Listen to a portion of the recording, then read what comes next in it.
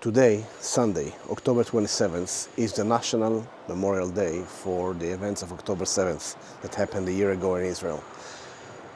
We remember this day because of the Jewish date, right after the Saturday that came after Sukkot. A year ago, at the end of Sukkot, the 8th day of Sukkot, which was Saturday, thousands of terrorists invaded into Israel, killed over 1,200 people, kidnapped from their homes, and soldiers, over 250 Israelis, into Gaza, and started a war, a bloody war that continues until today.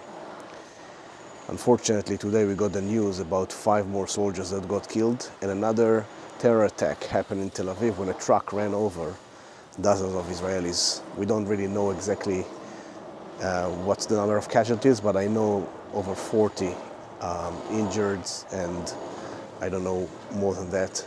News keep on coming. 2 days ago, Israel launched an attack, a very, very smart attack, towards the head of the octopus, the brain, the funder of these terrorist organizations, Hamas and Hezbollah in Lebanon, called Iran. Iran launched an attack on Israel twice, in April and lately in October, and Israel had to retaliate. This attack was very smart in a way that 20 targets were attacked thousands of kilometers from Israel, and very accurate. Actually, Israel almost destroyed completely the ability of the Iranians for air defense, their strategical places, if it's the nuclear facilities and some energy facilities. This was an attack telling the Iranians, be careful, now we can fly above you freely and drop the big bombs. Israel needs and hope and pray for the big back and the support of our American friends and the American government. Basically, launch an attack over Iran is something that will have to happen one day, because they keep on building their capabilities to destroy us, and they're saying it out clear. We have to remember it. We have always have to share it, which is part of the truth of what's going on in Israel.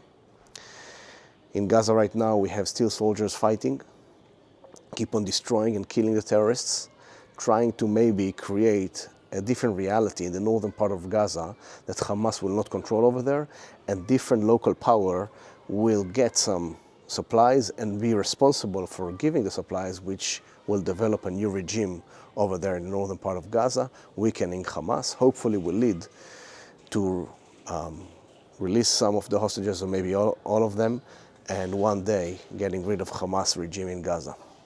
In Lebanon, Israel went in and trying to destroy all of Hezbollah facilities that were built for the past 20 years right on the border of Israel, tunnels and headquarters with a lot of ammunition, ready to invade into Israel and attack from the Lebanese side and inside Israel. Tons of ammunition and weapons are being found by the Israeli soldiers. Unfortunately, we lose many soldiers almost every week and every day over there, but we're still fighting over there. I hope that people are still praying and tracking what's going on here. I hope that this war will end soon and peace will come, and you'll be able to come and see this beautiful country that we have over here. On these days like this that we remember, I like also to remember the past, events from the past. This is why I came to Jerusalem. And I want to share with you an event that happened here when another empire was trying to destroy Judea, the Assyrian Empire. Sennacherib, the king of Assyria, launched an attack in the year 701 BC towards Judea, destroyed almost all Judea, but Jerusalem was surrounded by his army, did not fall into his hands. There are different reasons for that.